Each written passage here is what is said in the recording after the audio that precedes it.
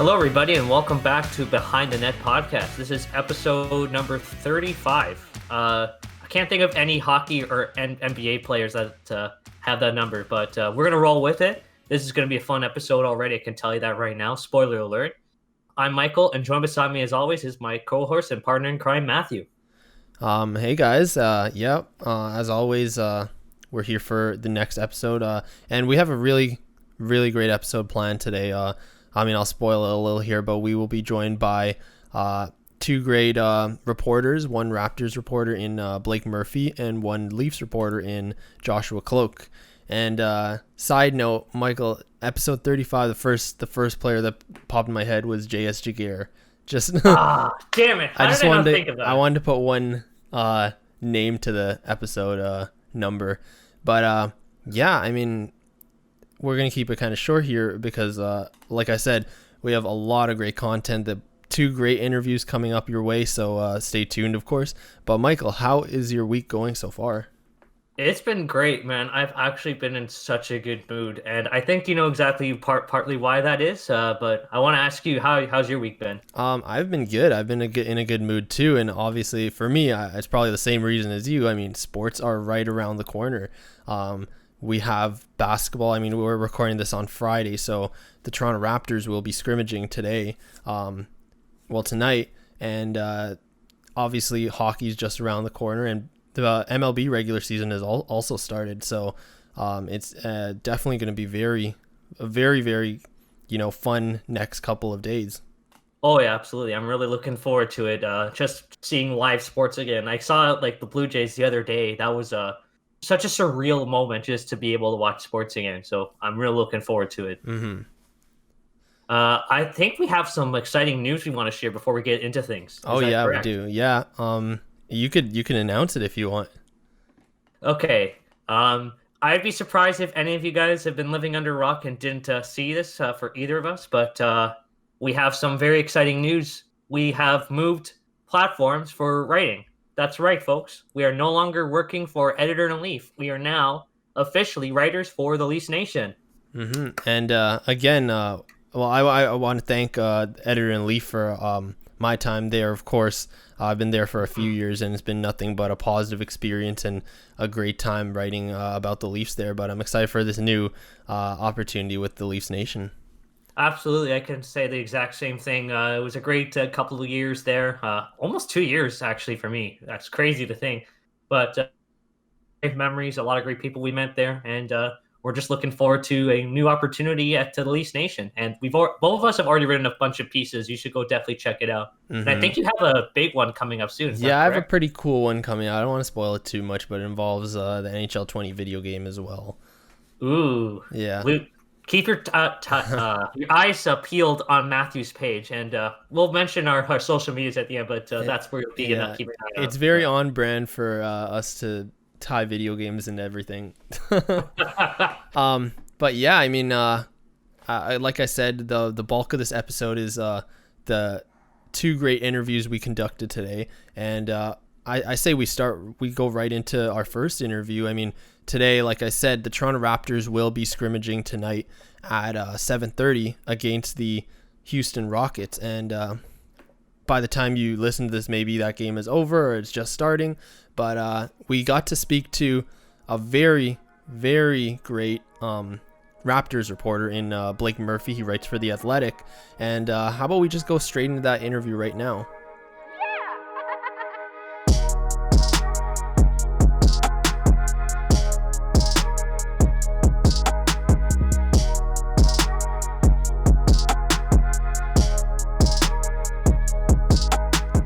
Today, we're very happy to be joined by Blake Murphy, a Toronto Raptors reporter for The Athletic.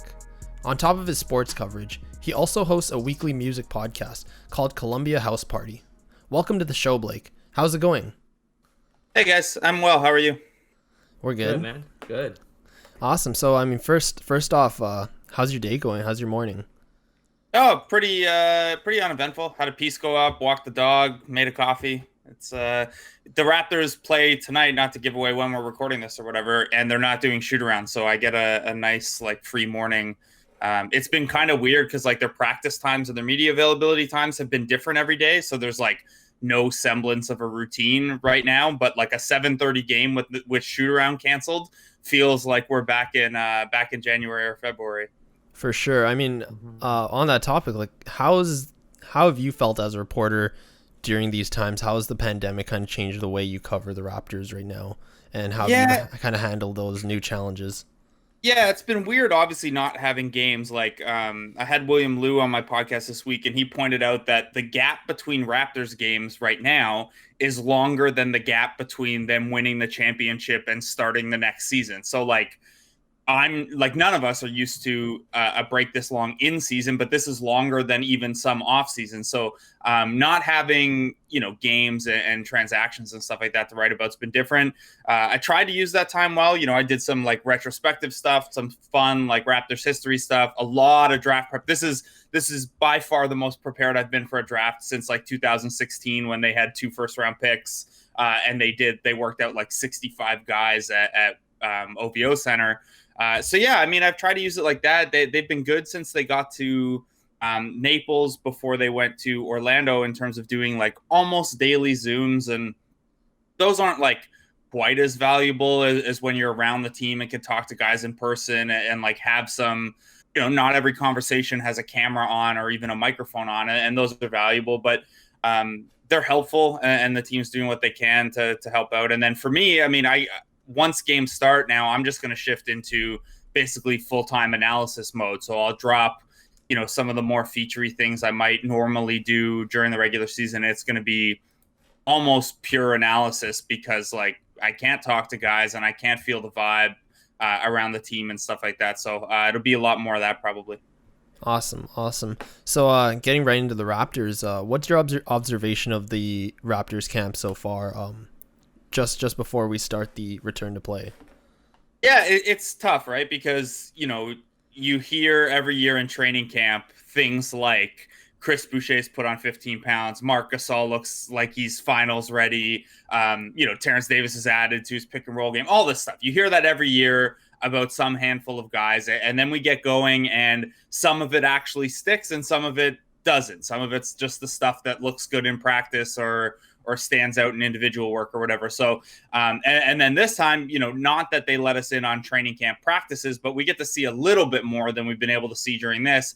So this is all just word of mouth. There's no actual visuals for us. So I'm really excited for these scrimmage games to kind of see, I'm not going to care much about how this 5-man lineup looks or this rotation or that rotation, but from an individual skill perspective, these scrimmages should be pretty illuminating. I think, the Raptors have a pretty good confidence level, but I would think, 19 of these 22 teams probably have a good confidence level heading in just because, you haven't played another team and you've had all this time to kind of build your chemistry and your culture and stuff. But the Raptors will tell you they're ready to defend the title and that they think the chemistry and continuity they have is a pretty big advantage.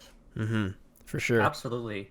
I understand that it's hard to really get a full analysis of how the players are performing during the shoot-arounds and scrimmages, like for themselves, since you can't have access yet. But from what you've heard so far, are there any players that have stood out to you, and who has you the most concerned? I don't think anyone's concerned. I think we can expect, at least for these 3 scrimmage games and 8 reseeding games, that despite the buzz about Marc Gasol's how he looks and how good he looks, like I think you're going to see his minutes managed pretty carefully. So if you see him sitting out a scrimmage or a reseeding game, don't panic. I think that's going to be part of the plan with getting him ready for the playoffs and keeping him ready for the playoffs. The one name that maybe would surprise people to hear is Stanley Johnson's come up a couple times.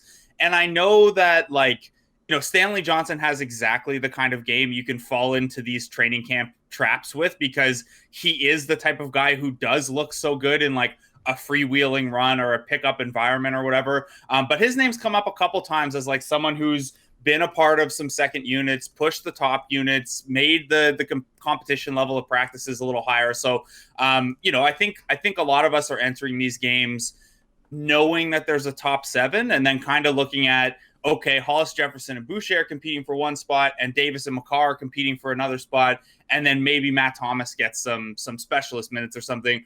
But from the sounds of it, maybe Stanley Johnson is elbowing his way into that Hollis Jefferson Boucher conversation. Obviously, I think at this point, Raptors fans are going to need to see like a lot of it before they buy back in on Johnson. But, there's a reason they signed him, and I didn't agree with giving him a second year and a player option. But the team obviously believes there's something there. So it's been interesting to hear his name come up a couple times. Of course. Absolutely. And, well, he's one guy that's going to definitely be pushing the pace, and a lot of other guys on the bench are going to be pushing the pace as well. Obviously, there hasn't been a scrimmage game yet at the time of recording, and they will be playing their first one tonight. But just without having them seen them playing a scrimmage game against another team, what can we realistically expect from the Raptors in these playoffs, and what are going to be the keys to their success? Yeah, I think, identity-wise, they're pretty well established. They're not Milwaukee, but they might be the next best defense in the league. And how they're going to do that is they don't really play any guys in the rotation who are minus defenders, and they have, especially within their top 5 to 7, they have, everyone's an average or better defender, and you have this level of continuity and chemistry and communication and creativity that Nick Nurse fosters. So I think, their identity is primarily going to come on the defensive end. They were the number 2 team in the league at forcing opponent turnovers this year, which is great because for the second year in a row, they're one of the deadliest transition attacks.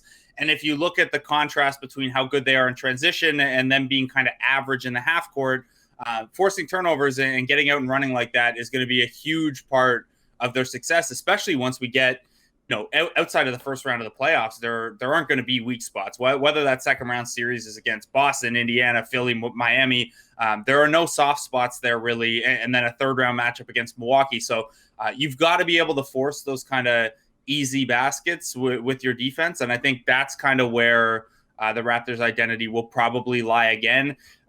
You'd hope that some of the guys take steps forward offensively. Maybe OG Anunoby has a little more to offer you in his offensive package. Maybe Pascal Siakam took the lessons of the 53 games that he played in kind of the number 1 scorer role, and he's able to add to his kind of ability as a late game closer. I think there's some evidence too that like Nick Nurse was holding some stuff back. The Raptors had the number 2 clutch offense, and those are noisy samples against not a great mix of teams. But I think if you watch those minutes, there's a lot more Siakam handling in the pick and roll with a guard setting screens, a lot more hammer actions. They were a top 10 team coming out of timeouts scoring. So I do think there's some evidence that they have a little bit more to offer on the offensive end. But I think if you're a Raptor fan, you're going in really confident with their defense, really confident with their transition attack, and it's the half court offense and who gets the ball with the game on the line kind of stuff that you're not negative about, but curious about for sure. Of course, all great points. And speaking of players who have to step it up, who would you say is the Raptors' X factor going into these playoffs?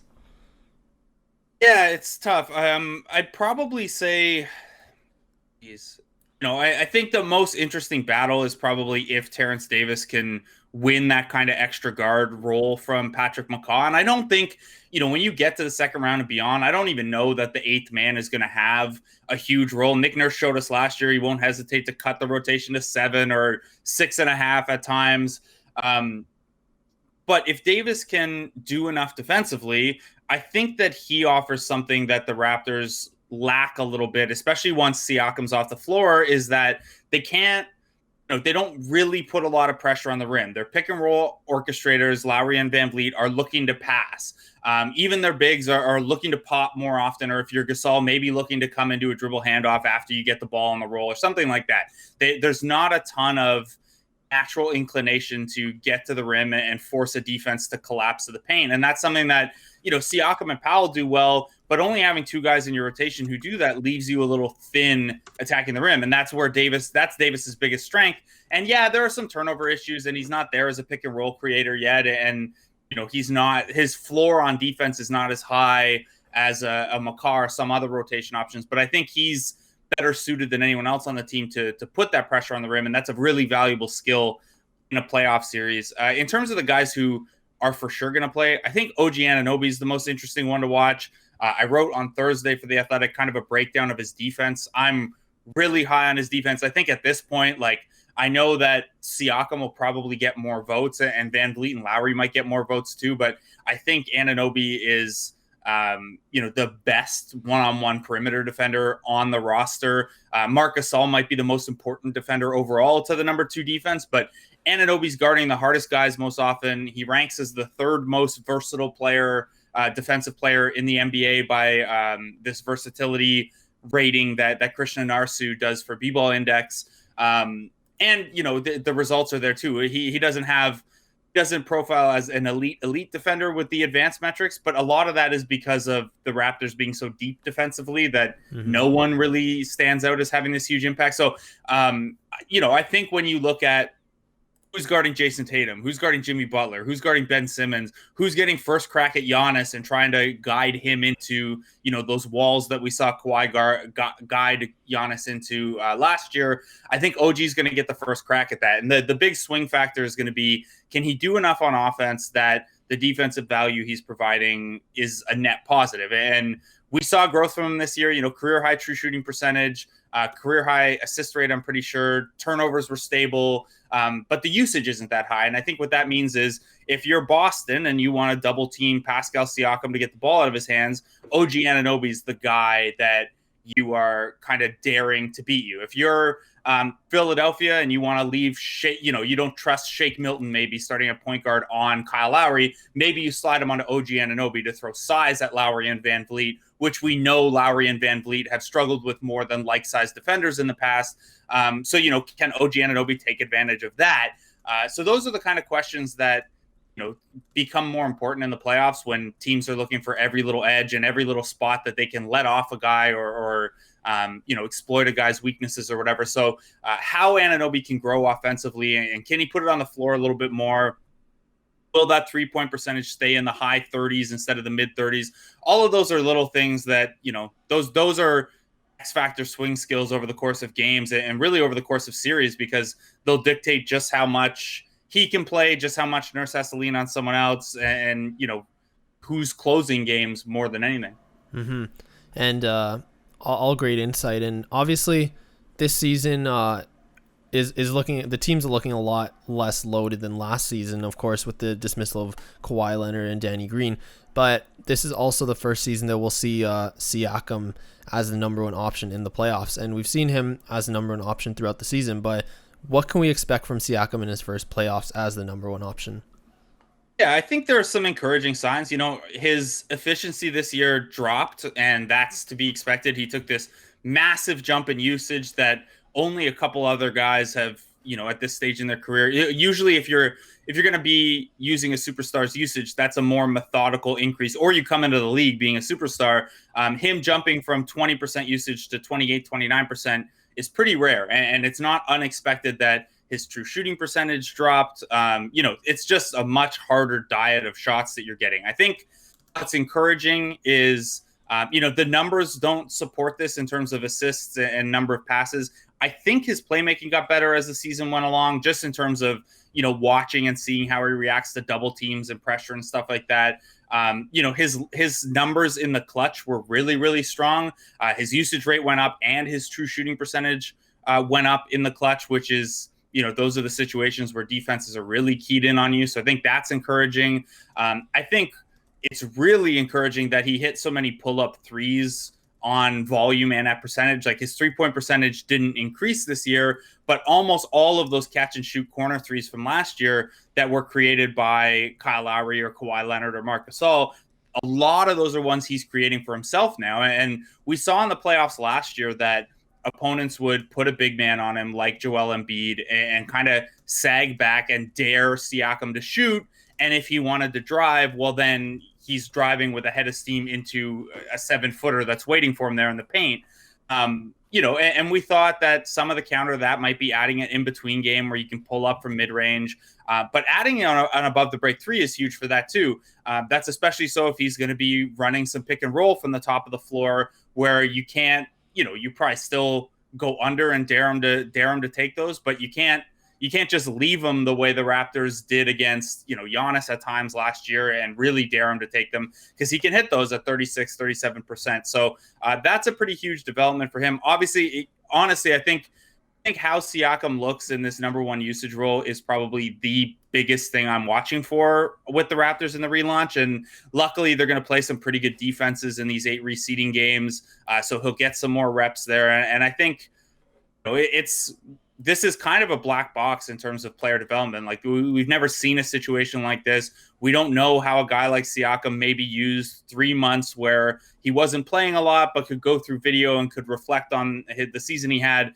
We just don't really know how a time like that is going to affect each individual player. But I think how Siakam looks was encouraging this year. But it's also, that's going to determine the Raptors' offensive ceiling. So it's probably the storyline to watch with this team. Absolutely. And it's also going to determine like where the Raptors go from here beyond this season. And I know you were mentioning this earlier, but the Raptors this year are finally going to have, at least in these playoffs, are going to have a full bench at the start. So how important is it that Nick Nurse finally has a full rotation to work with after such a long time? And since you mentioned this earlier, how does OG's addition help the team this time around? Yeah, I think, I talked about OG a little bit earlier, and I think his defense is huge. And I think what having him as a top defensive option does is that it allows you to not task Siakam with that. Siakam's a good defender as well. I don't think he had the defensive season that OG Anunoby had. But he's also, if you look at their defensive skill sets, Siakam's really good when he can kind of play off the ball and get in passing lanes and do his aggressive closeouts and switch around a little bit. So putting Anunoby on the top offensive weapon for the other team kind of keeps Siakam in a more ideal defensive role too, where he's also not using a ton of his energy when he's going to carry 30% of the offense the other way.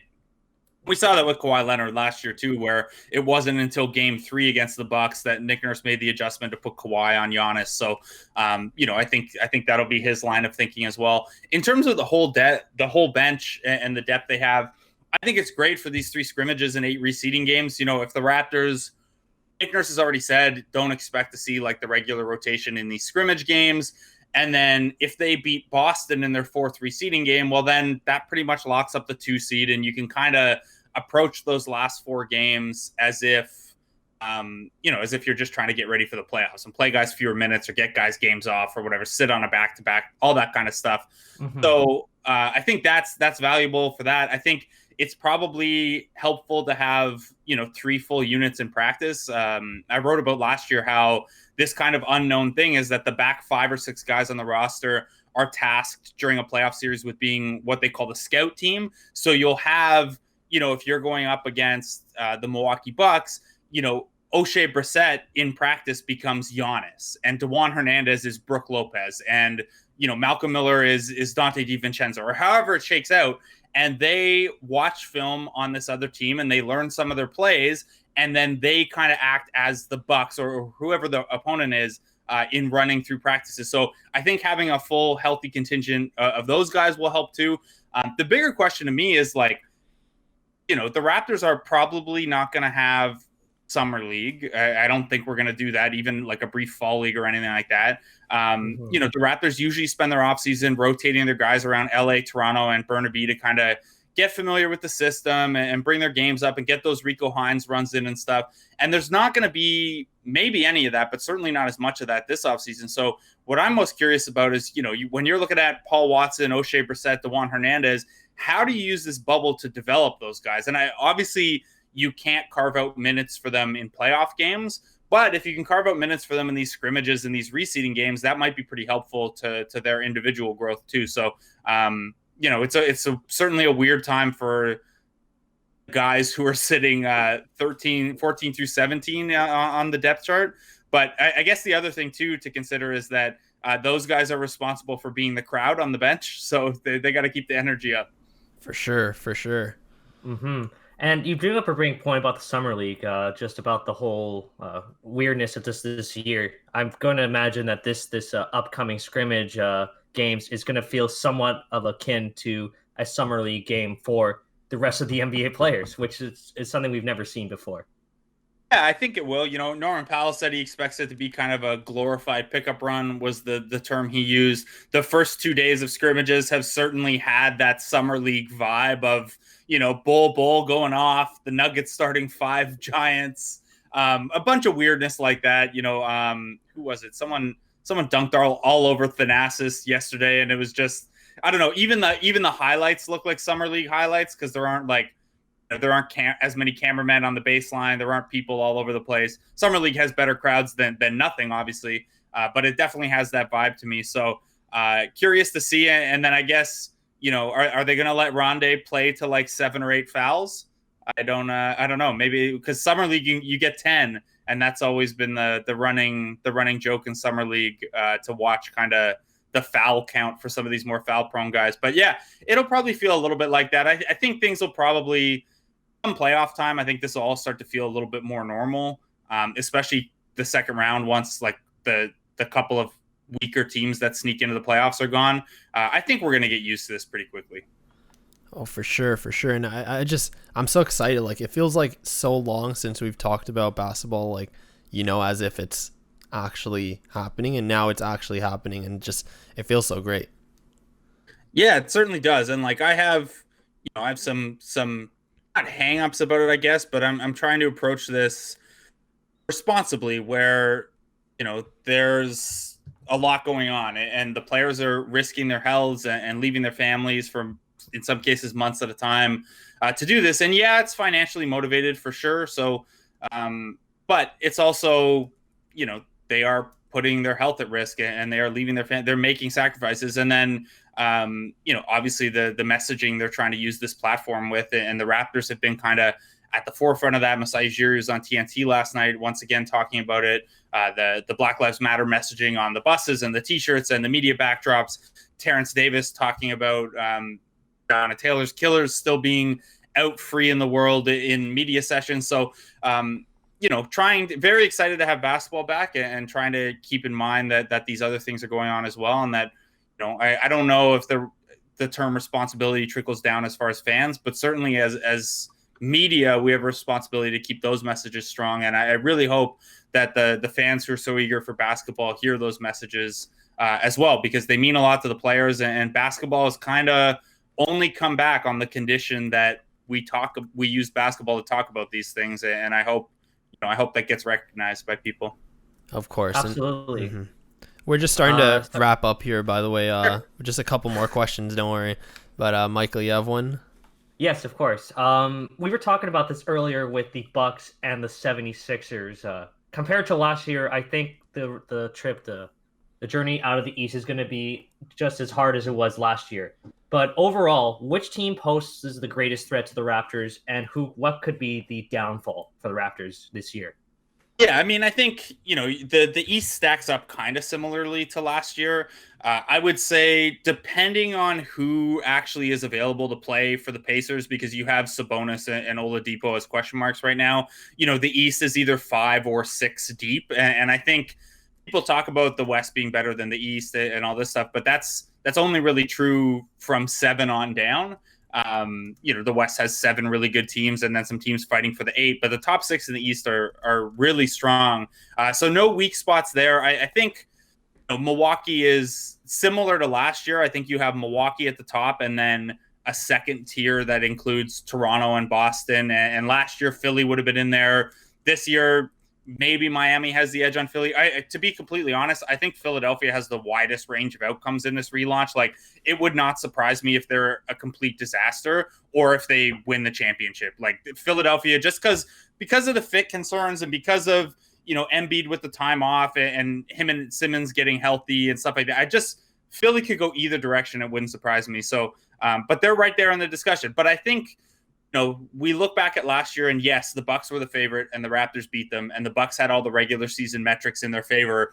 They have extended that even further this year. Like, this Bucks team was an historic regular season team. They improved some of their weaknesses from last year where, that second unit is a lot deeper. Everyone in it can shoot. Yes, there are still the Lopez brothers and Bledsoe that you might help off of and dare to beat you, but there's more shooting talent, probably even more defensive talent there. So I think the Bucks have a bigger edge over the rest of the East than last year. And then I'd probably say Toronto, Boston make up the next tier. And then there's a thin gap between a Miami, Philly, Indiana tier after that. So Milwaukee is the team that I think, if I were picking right now, I think the Raptors get to the conference finals and lose to the Bucks. But that second round series isn't going to be easy either. And I really hope we get Raptors Celtics. I've wanted that series forever. I think the Raptors would be slight favorites in it, and I'd probably pick them to win.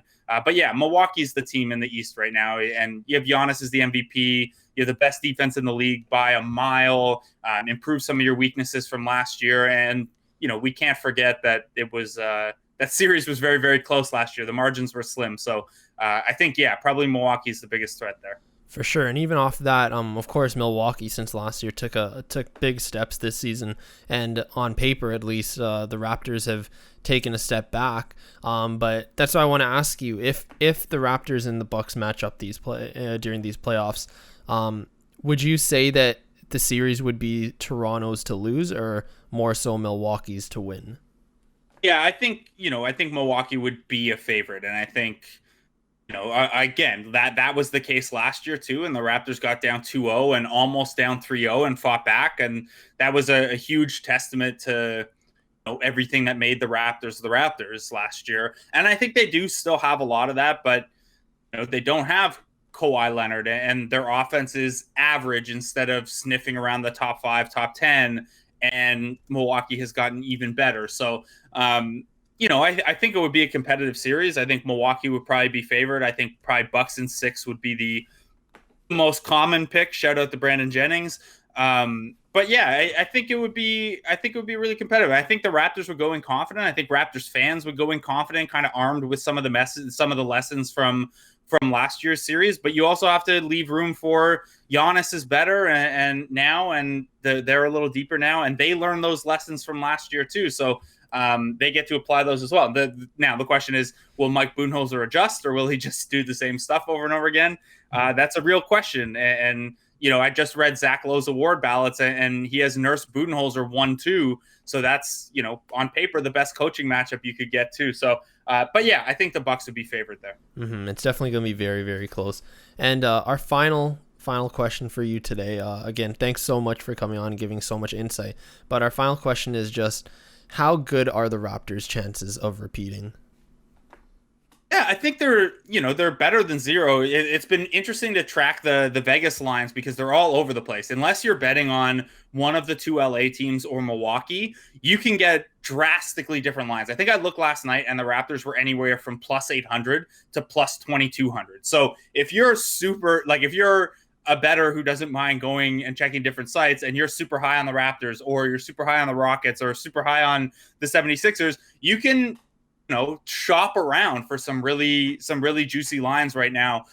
In terms of the Raptors' chances, I'm just throwing a random on this, but as I went through the lines and went through some of the models like Basketball Reference and Jacob Goldstein and 538 and stuff, a plus 1250 line feels about right, like maybe somewhere in the 7% chance range. And obviously I'm just throwing a kind of a random number on that, amalgamating all these different sources. But I think, if they lock up the 2 seed, which they have a 90+% chance of doing, there's not much chance they lose in the first round. I think they'd be, say a 55% favorite against Boston, maybe like a 40% favorite against Milwaukee, maybe a 40% favorite again in the finals. And you add all those up, and I think it's in the 5 to 10% range, maybe a little closer to 5. And that's not 0. I've heard before teams operate with the 5% rule in mind, where if you have even a 5% chance, you got to be thinking all in, like you have a real chance. So, it's not nothing. It would take, the run this year would have to be even more incredible than last year, I think, but it's on the table. Absolutely. Awesome. And they've proven the doubters wrong already just by the fact that they're even in this position to begin with. So it's who's to say that they can't do it again. Exactly. Mm-hmm. Of course. And but those are all our questions, and we really just wanted to thank you again for coming on and sharing so much insight, and I'm just so ready for basketball to return right now. Yeah, me too. It'd be nice to have actual games. For sure. Before we let you go, would you want to plug your social media so the listeners at home know where to find you?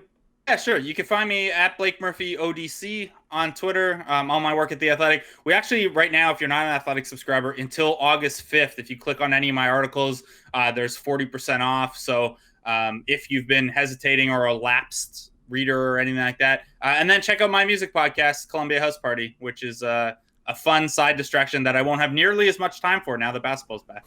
Great. So to all the listeners listening, make sure to follow Blake Murphy on Twitter, and also check out his articles. Definitely, if you aren't subscribed to The Athletic currently, I highly recommend it. I've been subscribed to it, and it's been one of my best subscriptions. So yeah, but thanks again, Blake. Really appreciate it, and I hope you have a great day. Yeah, you guys too. Thanks for having me on. Thank you.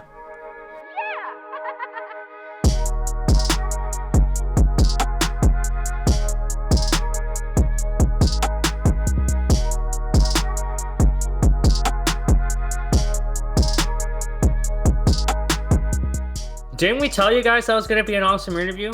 Wow, that was very insightful, wouldn't you say? Honestly, it was so insightful, and once again, thank you to Blake Murphy for coming on the podcast. I mean, go read his work. You can tell just how insightful his pieces are about the Toronto Raptors. They're just, his analysis is always just so interesting for me. Even just learn more about basketball, learn more about the team, and just learn more about the Raptors matchups. Honestly, going into these playoffs, we've been deprived of basketball for so long. So, that kind of content really just opens your eyes a little more, especially now. I think everyone's kind of really thirsting for that type of content. Blake Murphy's been around the block for a while, and he's always been such a great writer. So if you haven't been paying any attention to his work, you should definitely pay attention now. He's one of the best there is for Raptors coverage. So he's definitely worth the read. For sure. And speaking of the Raptors playing tonight, Michael, what are your predictions for the Raptors, either tonight or just overall during these playoffs? Well, I imagine that these next 3 games are just going to be more tune-ups than anything. I don't think we're going to be seeing anything ridiculous, like as in the Raptors blowing out another team. But that's okay because they shouldn't be too focused on trying to embarrass the competition. These are games that get them tuned up for the playoffs, which I think most Raptors fans know they're already locked in a playoff spot for. But I like to think that after these 3 games, I would really like to look forward to how they play against some of the teams like the Lakers and Miami and all those teams that are right in the playoff conversation. My guess is they're going to go 6 and wait. There's 8 games, right? 8 regular season games. Okay, I'm going to say 5 and 3. Nice. Yeah, I'm going to say obviously the first few scrimmages aren't going to really matter. I wouldn't be surprised if the Raptors lost tonight, and I also wouldn't be surprised if they, blew the Rockets out of the water. But I think for both teams, this is about, getting back into the swing of things. Obviously, not a lot of players have had access to basketball hoops and things like that. We know, Pascal Siakam's been kind of out of practice for a little, but, he's getting back into the swing of things, and they're definitely going to limit, his and Lowry's minutes a little bit, just because, it's not really an important game.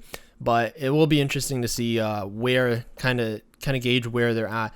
But I think I can't really put a record on their regular season because, honestly, the Raptors have a very hard schedule ahead. I was just looking at a report today about comparing the Boston Celtics schedule and the Toronto Raptors schedule, because Boston's only about 3 games behind Toronto. And obviously, I think the key is here holding on to that second seed heading into the playoffs. And I do think they have a good chance at winning a lot of their games. But like I said, they have a very hard schedule. And to note, I think the hardest games will be against the Lakers, which is their first game, and then later on with the Celtics, because the Celtics would have obviously played an easier schedule, and it's crucial because they're their direct competition in terms of seeding. So I do think the Raptors will hold on to that second seed though, and I really do think they have a good chance at least making the conference finals once again. Absolutely. And I think you do make a good point that Boston is going to be a big threat as well, especially since they're going to be playing them during these 8 regular season games. But I think what the Raptors need to do is make sure that they don't catch the Celtics on a hot streak. As long as they win a couple of games, close in on the 50-win range, they should be okay with locking down that second seed. And that would mean playing either with the Nets, the Magic, and the Wizards. three teams that the Raptors have, and as we see in the regular season, matched up fairly well with. That doesn't mean that they're going to obviously like cruise to victory, because as we saw during the Magic series last in 2019, they gave them a bit of a scare, but that was about it, a scare. For sure, for sure. Before we begin speaking about hockey, I did want to mention, obviously, Major League Baseball has started up, and the Blue Jays will actually play today, Friday. And but the Blue Jays are in a little predicament here. Basically, they are without a home. The Blue Jays are without a nest right now. If you're good with those kind of things, but they as far as plans for that is happening. They've been denied access to the Rogers Center in Toronto by the Canadian government, and also I think you saw it too. They basically it was nearly confirmed that they would be using Pittsburgh's ballpark, and then the state of Pennsylvania basically stepped in and kind of denied that. So just quickly, Michael, what are your thoughts on that whole predicament, and how does this kind of situation affect the Blue Jays season? Well, here's the first thing. The reason why the Jays are in this position to begin with is because of the fact that the Canadian government denied them the ability to stay in Toronto for their games. And it's understandable why, because the nightmare of just trying to quarantine everyone that comes in across the border for the other teams, then having to do the same with the Jays. And then when they come back, they have to do that all over again. They just knew there was too much of a hassle. It was worth avoiding. Now, just going back to what you were talking about, Pittsburgh made a lot of sense because it's somewhat close. Buffalo was another contender since it was like right there, but I know the facilities were not up to par with MLB standards. And Baltimore Stadium is one that the Jays, I know, have had a lot of success. So if that's the stadium that they end up going, the city that they end up staying in for the rest of the season, I think it'd make a lot of sense. And I think the Jays would be a little bit happy just because this is a park they know very well. But anything can change, just like this pandemic. The government of Maryland still has to finalize this approval and let it go forward. But I'd imagine that Baltimore is where the Jays are going to be playing this season, unless something crazy happens. Mm-hmm. And like you said, we're just waiting approval for that, but it looks like that'll be the scenario. Of course, the worst case scenario is the Blue Jays will just play every game this season on the road. But obviously, there's obvious disadvantages to that in terms of how the Blue Jays would suffer as a result of that and play and perform on the field because of the constant travel and things like that. There's just so many factors that play into it. But yeah, we'll just have to see how that plays out. They are a young team though. Because I just thought of something, because they are mostly a young group of guys. They might use these constant traveling to their advantage. Because remember, a lot of their big players like Vladdy, Bichette, and Biggio, among others, have only been in the majors for like one season. So if they have to do a lot of traveling like this Jays team is going to, they'll be somewhat used to it. It's not completely foreign to them. Mm-hmm. So it may be help. They may not be much of a deterrent as we think. Oh yeah, for sure. But I'm pretty sure they'll find a nest to call their home. But in other news, moving into hockey, just quickly, I wanted to touch on we've gotten kind of a look into the NHL bubble situation that is being set up in Edmonton and Toronto. I just wanted your quick thoughts on it, super quick. Okay, it's a very tightly knit plan. We've seen some pictures yesterday, just of what it could potentially look like, and as well what the inside of the arena is going to look like. I'd say, all things considered, I think the NHL is doing a good job of trying to protect the players. Although, if we're talking about the Toronto bubble, I'd imagine those that are staying at the Royal York Hotel are probably not going to be too pleased with having such a small patio deck and such limited spaces, because now that the community, the public knows where exactly they're going to be, I imagine there's going to be some fans that are going to try and like get a little glimpse, like see their favorite players, like, oh, hey, whoever's there, I want a picture or something. So I imagine that a lot of players are going to try and head over to the BMO Field side of things, since that's more closed off, and that's the area is going to have a bigger area for them to stretch their legs and get rested. But I think I really want to talk about Edmonton, and I know what we're gonna talk about here. Let's just take a moment to look at that picture with the lawn chairs. So before I mention that, yeah, I just wanted to reiterate that It is looking good. The secure zones, the players will have a good amount of space. Here in Toronto at BMO Field to, take part in outdoor activities. They have a patio deck at the Fairmont Royal York, and they're just kind of creating their own little campus that players can get around in. Of course, it's different from the NBA's bubble because it's different because they are, these are still places that are kind of open to the public. Although it'll be fenced off, you just want to make sure that when players are traveling to and from these places, that they're not coming in contact with the public. But yeah, I mean, on Edmonton's side, I still say it looks good. They have just as much facilities open for the team. I'm just looking at the kind of the diagrams that were released today. In Edmonton, they'll have movie theaters, dining areas, activity spaces, things like that. Team lounges, a lot more team lounges than I think in Toronto. Suites and offices they get to use inside Rogers Place. But yeah, referring to what you brought up, it's believed, there's no confirmation yet, I don't think, but they are setting up what looks like an outdoor kind of relaxation area for the players to maybe mingle in. And I don't know, it just doesn't look that great when you see that there was just some lawn chairs around a few tables and a basketball net set up. It looks doesn't look like a very relaxing place to relax at. I know they're trying to get that kind of community vibe hangout spot, but I think they can do a little more, put in a little more effort there. I think that starts with getting better chairs than just plastic lawn chairs. And we're not trying to bash on Edmonton here because that's the least of our concerns. Like, just the fact that they're even in consideration for the hub cities is enough to know that they're a worthy candidate to host a world-class city for sure. Exactly, yeah. But I just think that it's not a great look when you see pictures like that circulating around. And obviously, there's already been problems with the Rogers Place getting flooded, or at least parts of it getting flooded. I'd imagine that there's going to be a little bit more work done to try and make it much more welcoming to the players in terms of just the outdoor areas, if that's even possible. But there also should be like a little deck on one of the hotels to make it even easier, because there shouldn't be just one spot for the players to go. Like, if there's only one spot, the players can okay, this is ridiculous. We need more places to stretch our legs. We can't just have this one spot. For sure. I think the last thing I'll say about this situation is, we'll just see how it plays out. I'm pretty sure the NHL and both the cities are trying to make it as nice as possible for the players.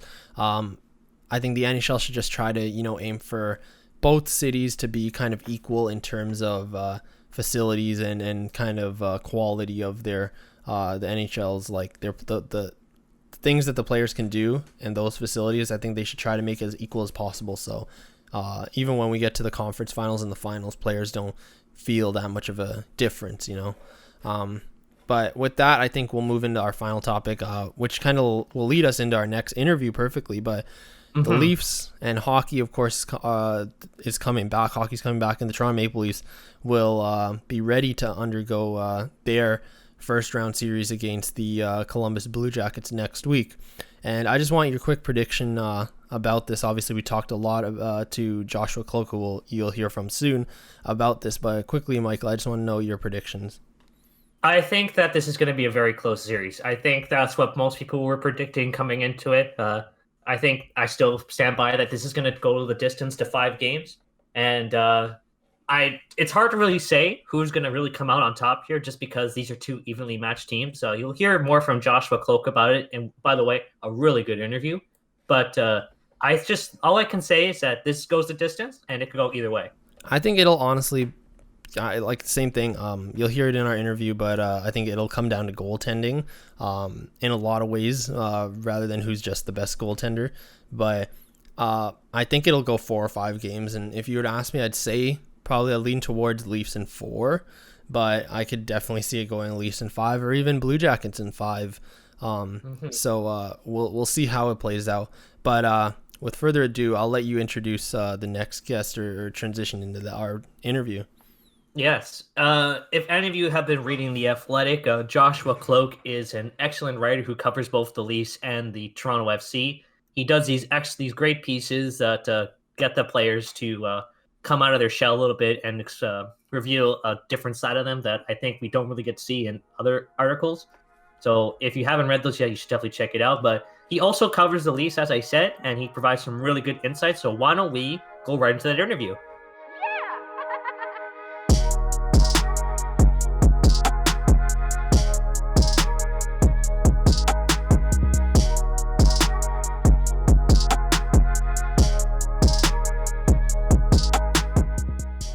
We're excited to be joined today by Joshua Kloke, a staff writer for The Athletic who covers both the Toronto Maple Leafs and Toronto FC.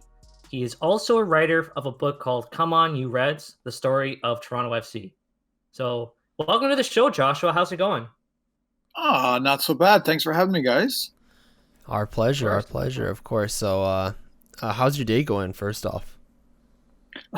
Day is a little different than normal. I mean, I have a toddler at home, and anybody that has kids at home right now knows what a grind it can be. And I drew the morning shift this morning, so my morning was filled with about 20 different versions of wheels on the bus. And so I'm happy to talk hockey.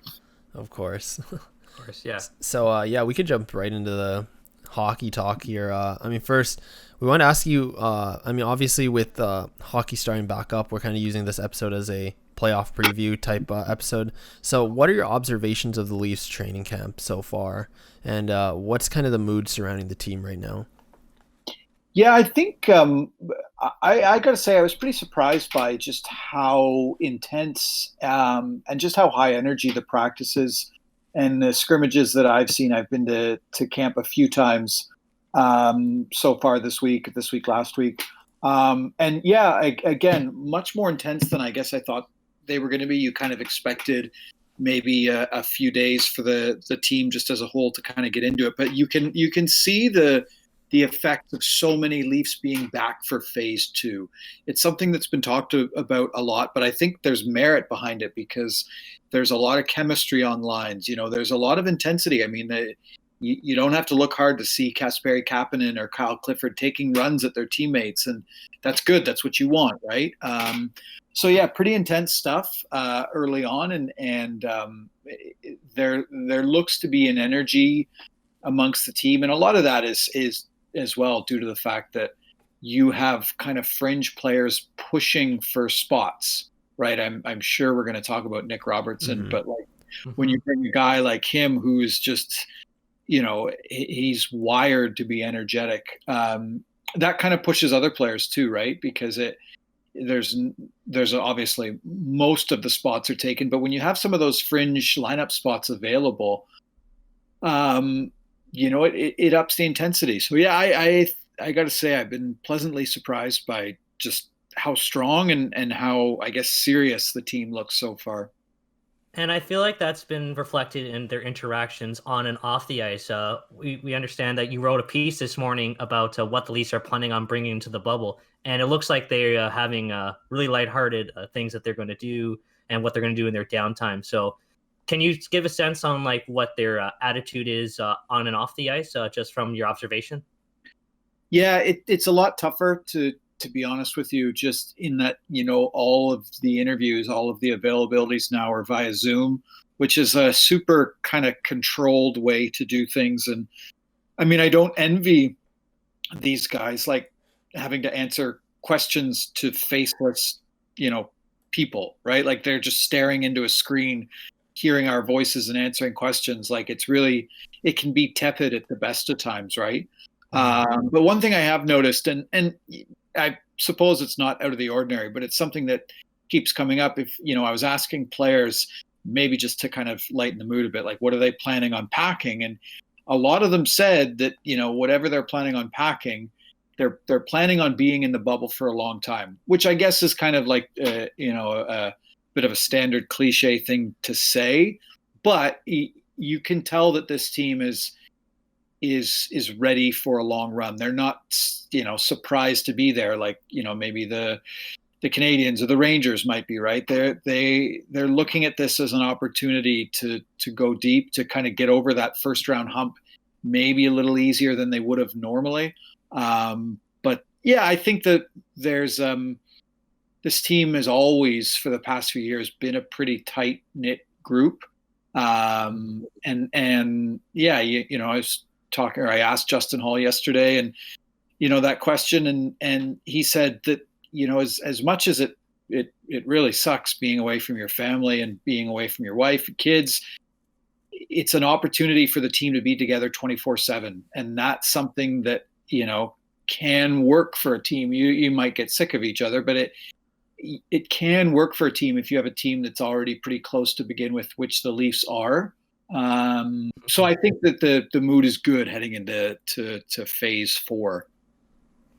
Awesome. And then like in terms of, you mentioned a few of those players that have kind of shown, I guess, their drive and their anticipation for the new or for the return to play. But which players have particularly stood out to you the most? And on the other hand, are there any players you could be concerned about? Like, I don't think a lot of people were super impressed by Nick Robertson in his first few days of camp. I think it took him a few days to kind of get acclimatized to the speed of the game. And the Leafs were wise to not make him available to the media for the first 3 or 4 days, when Sheldon Keefe was, and players as well, were getting questions about Nick Robertson every single day leading up to it.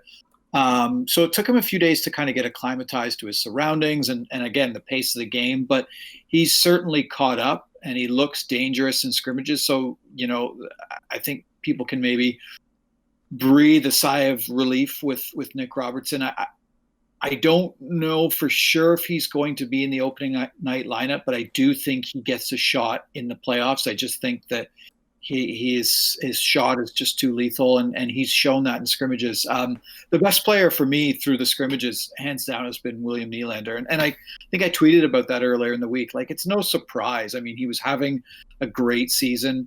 Who knows how many goals he would have hit? He had 31 in the shortened season. I mean, who knows what he would have pushed for? But he's looked both comfortable and dangerous, if that's a thing, right? He doesn't look panicked with the puck, but when he has the puck on his stick, something always seems to happen. And it's good to see that William Nylander, right? So he's looked great to me, and I honestly think that if he continues to play the way he has through training camp, he could be, the kind of player that could push for that scoring lead for the Leafs if they do go on a deep run. I don't know about concern just yet. I mean, the way the scrimmages were designed, they had one team Matthews, which was just stacked, right? With Matthews, Marner, Nylander, Tavares, and you had kind of a more defensive outfit on the other side with Freddie Anderson in goal. And, there was one game, I think the second one, it's, all the days are kind of blending together, but he just got shelled. And, I'm not, you don't want to read, you really don't want to read too much into these things, but I wonder what kind of effect that has. Maybe it doesn't have any effect at all, right? But Freddie Anderson's probably the one guy that will have questions surrounding him, as he always will, right? So I wonder what if the desired effect of having these scrimmages, these kind of lopsided teams, has kind of played out the way the coaches had hoped it would. Well, absolutely. And I'm glad you brought up Nylander, because I think Nylander this season and last season especially has been at the ire of a lot of fans for his so-called lack of effort. And this season he definitely silenced some of his critics with his bounce back season. And I think the real test is going to be in the playoffs. So I want to ask you, do you think this is a player like Robertson who's super motivated to try and silence his doubters? I don't think William Nylander is ever not super motivated. I understand the perception of William Nylander, and you can see it some nights, right? You see sometimes a lack of back checking, and you see what is perceived generally as a lack of effort, just because he doesn't maybe skate the way a lot of other players do, right? But in a lot of ways, William Nylander is just kind of the embodiment of the next generation of NHL players, just so talented, and because he plays the game differently, and maybe because he doesn't skate or have the energy that maybe a third line player from 10 years ago might have shown, that doesn't mean he's any less effective. I just think we need to change our perception of what makes a dangerous offensive player, right? Anyway, do I think he's out to silence his critics? I don't really think he gives a shit. I really don't. I think he plays the game because he loves it, and I think he plays the game because he wants to get better, right? And you talk to people about William Nylander, and he's the kind of player that is always trying to get better off the ice, trying to get bigger, trying to get stronger, trying to improve his explosiveness. And people say he's often the last one to leave the Leafs practice facility after a practice, right? Because he's always just trying. So if that means he's doing it to silence his doubters, I don't know. But I would imagine there's some players that are very in tune with what people are saying about them. I don't think William Nylander is one of those players. That's just my opinion, but I really don't think he's one of those players. Mm-hmm. And we'll definitely have to see how he continues his success from this season into the playoffs. But my next question is, how do you think the Leafs will fare against the Blue Jackets in the first play-in round? I don't think it's going to be a short series either way. This is certainly one of the more even matchups, and I guess that's the nature of the seeding, right? But I honestly wouldn't be surprised either way. That might not be the answer you want, but would anybody be surprised if the Blue Jackets, who are healthy now, right? They're a healthy team. They can, they have their team that plays super hard. Would anybody be surprised if they 1-5? Not really. And would anybody be surprised if the Leafs finally got over that first round hump and won in 5 games? No. I mean, because there's just so much talent. I'm a believer that in a shorter series benefits the Leafs because there just is so much high-end talent, right? And Matthews can win a game on his own. Nylander can win a game on his own.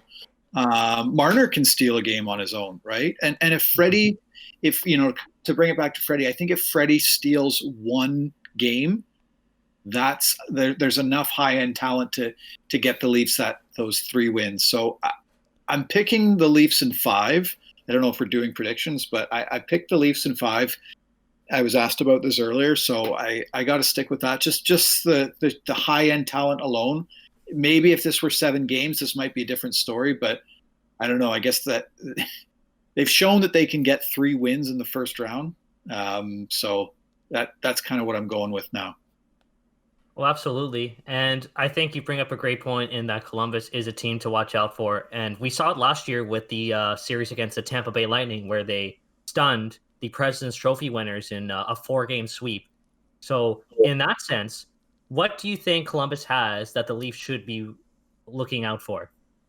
I mean, they just play the game far more physically than the Leafs do, right? They just play the game with a bit more intensity. And that's been the question that the Leafs, or that's kind of, followed the Leafs, is whether they can play that physical style of game. And people can point to the addition of Kyle Clifford. I think there needs to be a lot more than that. And I don't think physicality means, hitting and fighting. I just think it means just competing every single shift, which the Leafs haven't always done this season.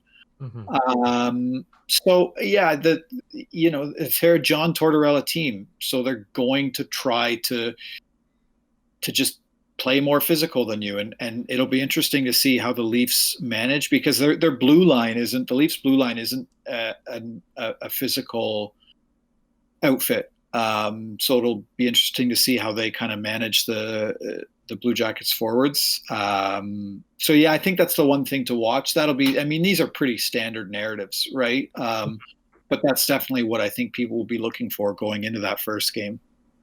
For sure. And I'm with you there that I think that this series will actually be quite a long series and a pretty even paced series.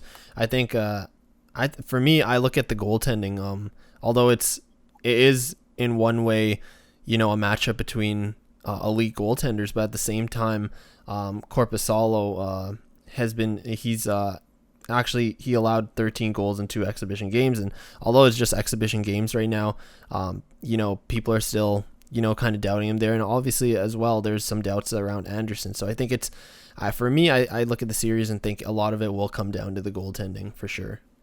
Yeah, I do, and I agree. And again, we're talking about silencing doubters.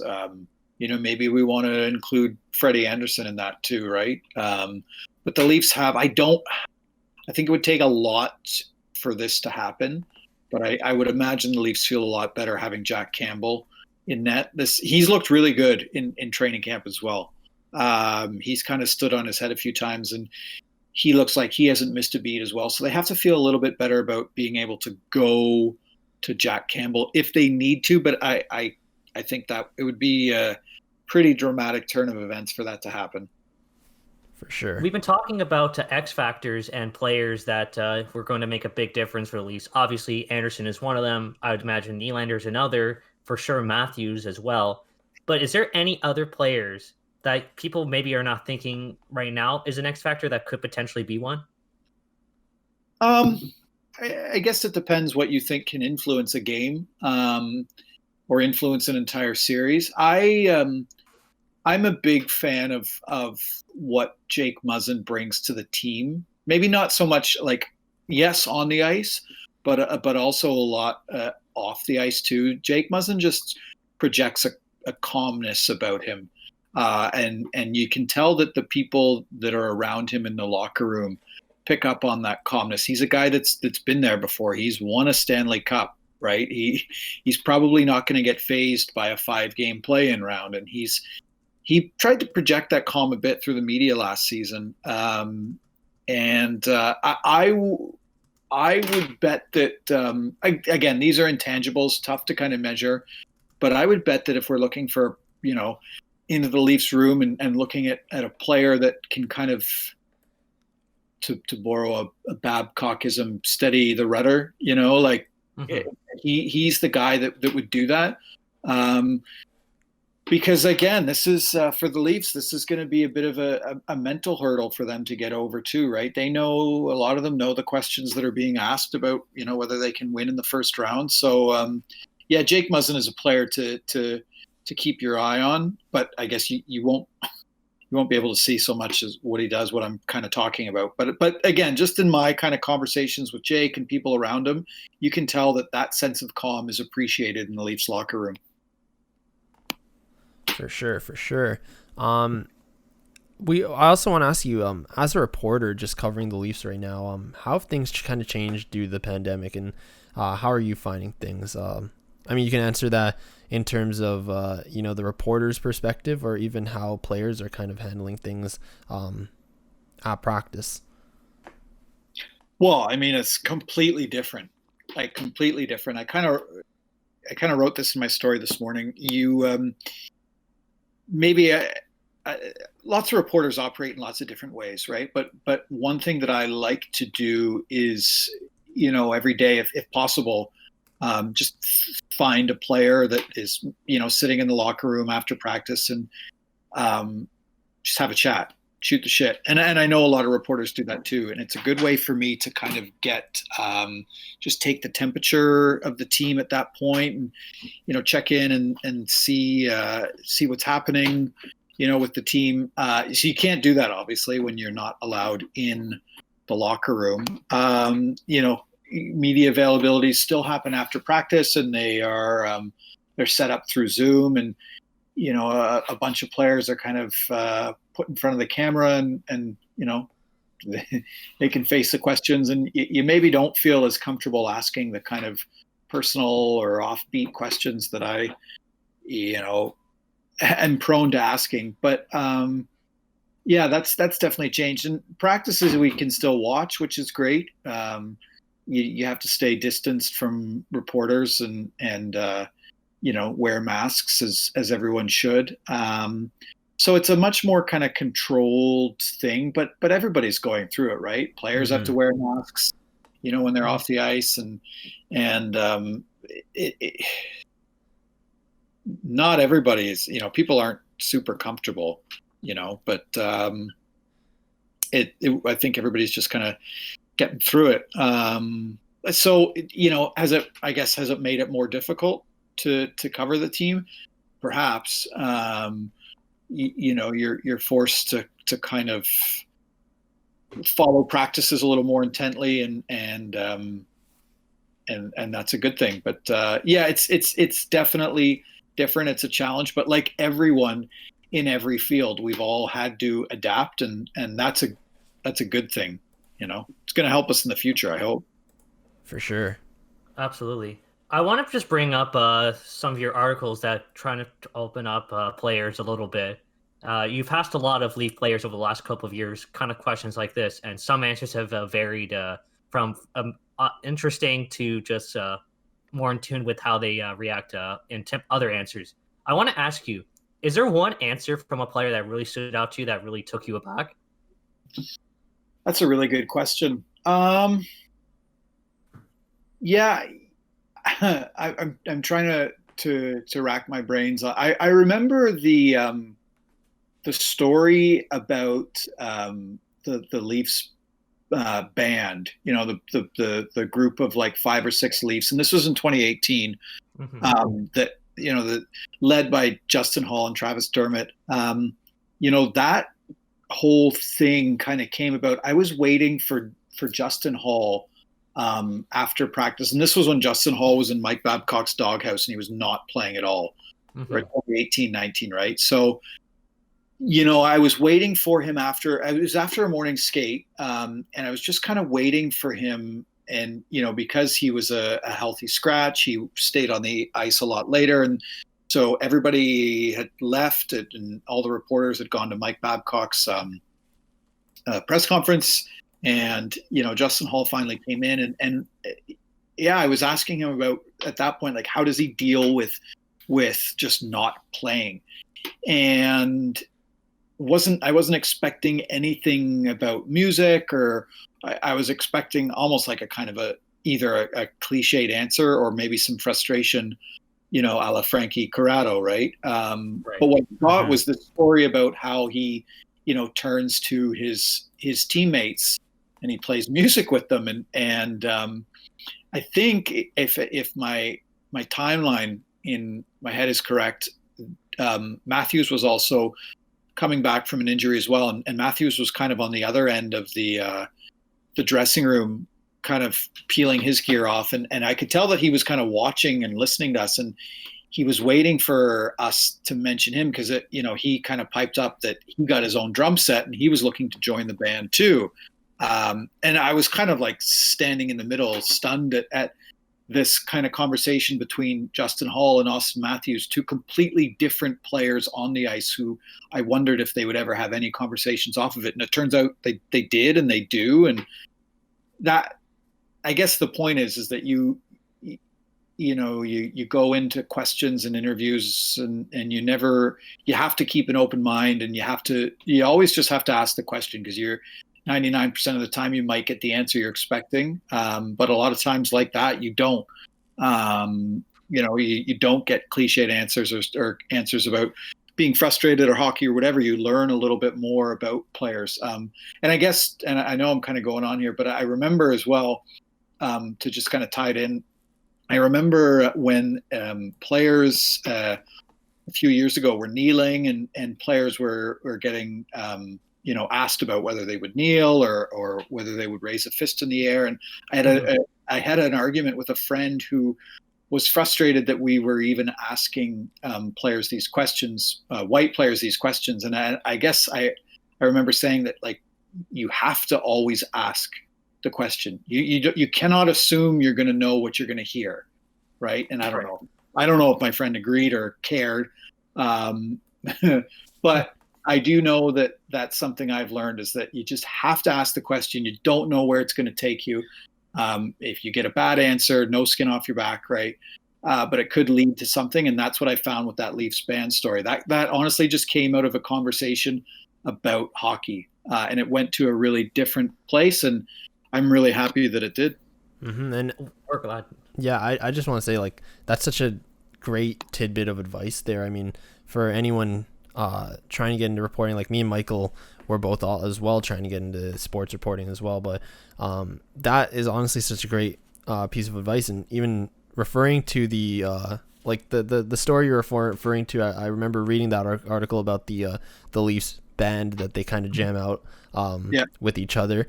And I just wanted to ask you super quickly about that. Like when I'm pretty sure, like I'm guessing that story kind of came about at that moment where where Hall started telling you about how he jams out with them, and Matthews piped in. What goes on in your mind then when you that kind of just those sudden stories just come out of nowhere? What goes on in your mind? I'm sure you're excited. You're right. I do get excited, and I've been accused by fellow reporters about getting excited about stories too easily, which I guess is just in my nature. I consider myself insanely fortunate to be able to do what I do. I absolutely love my job, and I love that moment where you think you might have something. And for me, then there's just kind of for me, I start formulating the story really, really, really quickly, right? And that means just kind of checking in with my editor and saying like, shit, I think I have something here. And there's now, and I was really lucky that no one else was in the room for that, because very often when someone overhears something, it's a competitive landscape, and you have to, you worry that someone else might have that story, and you want to get it out quickly, but you also want to do it well, right? So yeah, you get really excited. I don't know. I like to. I always start every day. I because I have a toddler, I have to wake up early to do this, but I start every day with a walk or a bike ride just to kind of formulate where I'm at for the day and what I need to do. And if I'm working on a story, like where do I think the story is going to go? And if I get something like that, I like to leave the rink and maybe take a longer way home so I can think about it and just think about all the things I need to do and who else I need to talk to. And I like to roll with things really quickly. And yeah, I don't know. Again, I've been accused of being excited and naive, but I think if you get enthusiastic about a story, sometimes I think that shows in the writing too. I hope. I don't know. I hope. Oh, absolutely. And I feel like the best kinds of stories that come out of a question or just a follow-up question. And I feel like those really came forward in articles just like the band. Just going back to the current state of affairs, though, we've been asked a lot of this in the comment section about from Nick Barden and Mur Out Loud, who've been asking about the dress code, and that's become a big topic of discussion. Are you excited about the fact that teams no longer have dress codes and players can wear whatever they want? Am I excited? I guess because it just means that we'll get to see something different.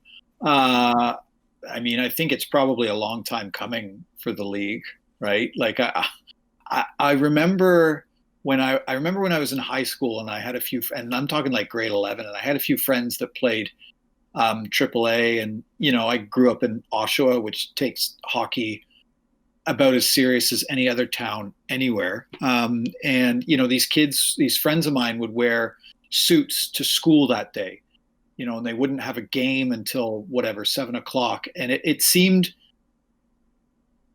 silly. I'm sure at first I was like, what, because I grew up playing soccer and we just wore our tracksuits to games. And I thought, wow, look at these guys.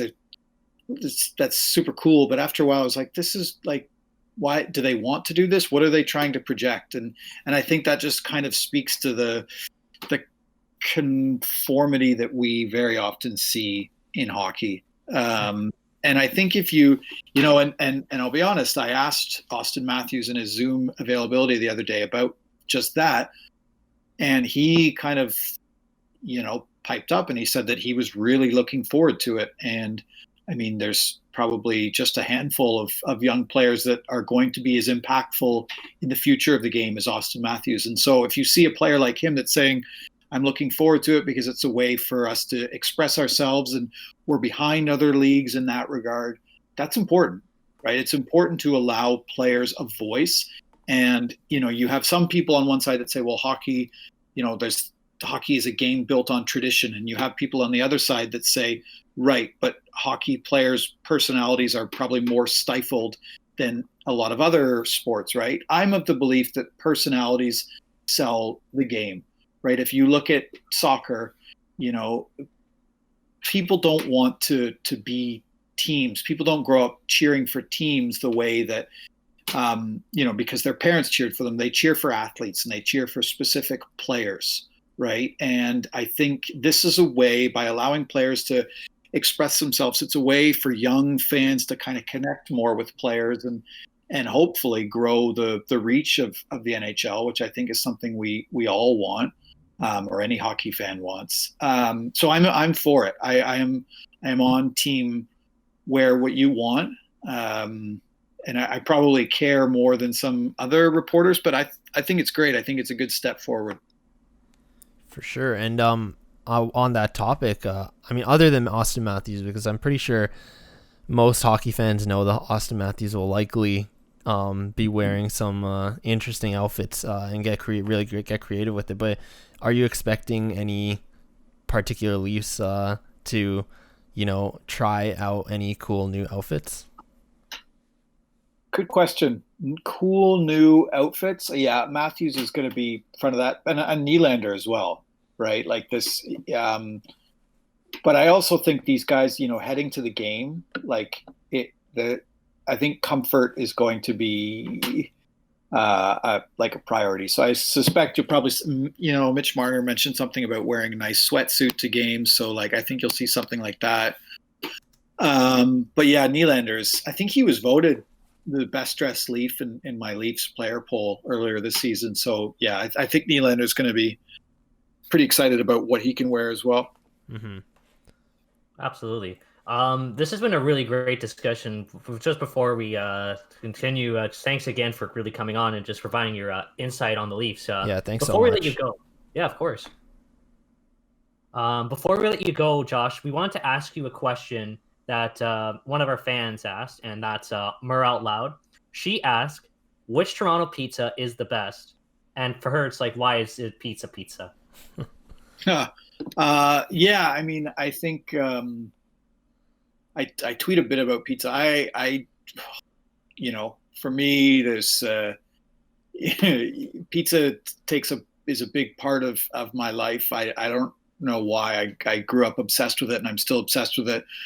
I cook it at home probably twice a week, and I eat it probably another 2 times a week out. I don't know. I love cooking it at home, but in terms of Toronto's pizza scene has often, it kind of comes in waves. Sometimes a lot of, new spots open up, but the Toronto doesn't have a defining pizza type the way that Detroit and Chicago or even LA does, right?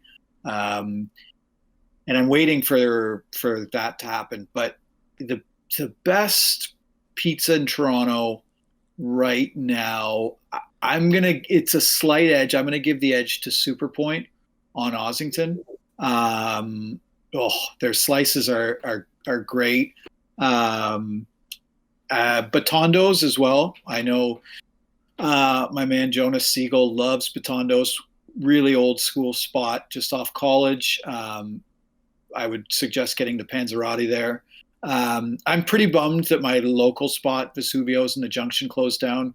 And in terms of deep dish, I'm glad that you got me on a tangent here, but I'm glad that Fourth Man in the Fire is now doing square slices. I think square pizza for me is square deep dish for me is the best pizza out there. And I know that might be controversial. I've eaten pizza in Rome. I've eaten it in Naples, New York, Chicago. For me, deep dish square is what I'm cooking every single Friday night, this Friday included. And yeah, I like what Fourth Man in the Fire is doing there. So those 3 are probably the top for me right now. But yeah, most, my wife and I, when this pandemic first started, we were trying a different pizza place every week to kind of, I don't know, do our part or whatever. And I I went and picked up a wheel at Gigi's, which I hadn't gone to since I was in my 20s, and at 3 a.m. or whatever. Not a bad pizza at all. Good value for the size. So yeah, lots to check out. I suggest checking out your neighborhood spot first and then branching out. But yeah, lots in Toronto. Great question. Awesome. I think you've made me want to crave some pizza right now, and I'm sure as soon as this pandemic situation is over, I'll be trying out a lot more new places that you've just mentioned. Same here. Yeah, good stuff. For sure. But again, yeah, that kind of wraps up our discussion, but we really just want to thank you for coming on, and we really appreciate it, and all the insight that you've offered on the podcast today. Look, guys, anytime. I appreciate you having me on. Awesome. Thank you very much. And for sure, to all the listeners, make sure to read Joshua's work at the Athletic. And do you just want to plug any socials that you have? Well, you can find me on Twitter at Joshua Kloke. I don't know if that's interesting. It's a lot of just, stuff about pizza and some of the best quotes from Leafs availabilities, but that's where you can find me hanging out, I guess. Awesome. There you go. So, yeah, once again, thank you so much. And yeah. Yeah, thanks, guys. Awesome. Have a great day, man.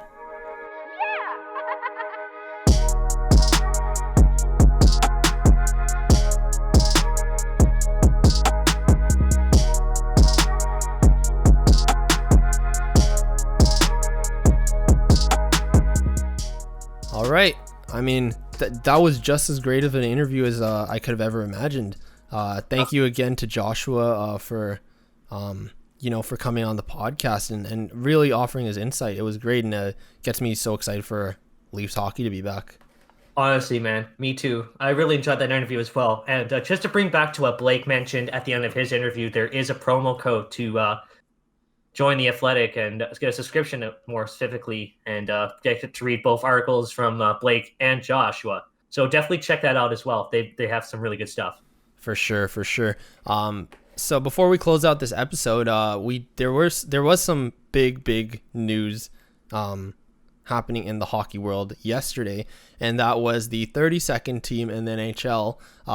The one that's going to be based in Seattle has announced their name, and they will be named the Seattle Kraken. What do you think of that? I want to know your thoughts on the name and the jerseys. You know what? I know there's some people that are like, this is not a great name.